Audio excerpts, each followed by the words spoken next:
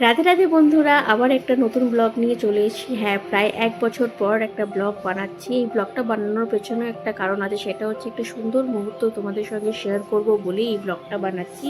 সেটা হচ্ছে যে অনেক দিনেরই একটা আমার ইচ্ছা ছিল যে রাধা গোবিন্দকে আমার মন্দিরে স্থাপন করব।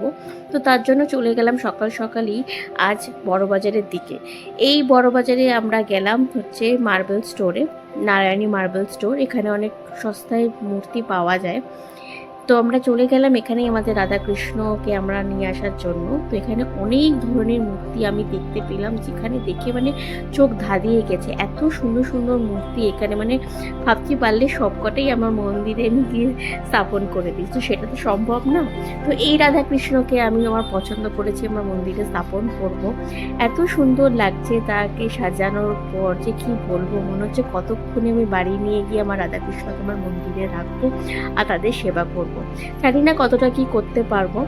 যাই হোক, এবার চলে গেলাম রাধা গোবিন্দর জন্য আর গোপালের জন্য কিছু জামা কাপড় কিনবো বলে ভেবেই এসেছিলাম যে এবার কিনবো। বড় বাজারে নাকি একটু সস্তায়ও পাওয়া যায়।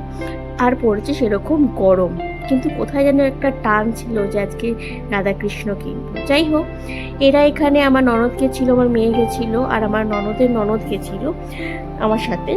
তো আমরা ভাবলাম একটু জুস খেয়ে নিই, জুস খেয়ে তারপরে আবার যাব আমাদের গোপাল আর রাধা গোবিন্দর জন্য জামা কাপড় কিনতে। তো খেয়ে ফেয়ে আমরা চললাম আমাদের জামা কাপড়ে কেনার জন্য। দোকানে অনেক দোকান দেখলাম, আর দোকানে এত সুন্দর সুন্দর জামা পাওয়া যাচ্ছে, এত সস্তা যে কি বলবো।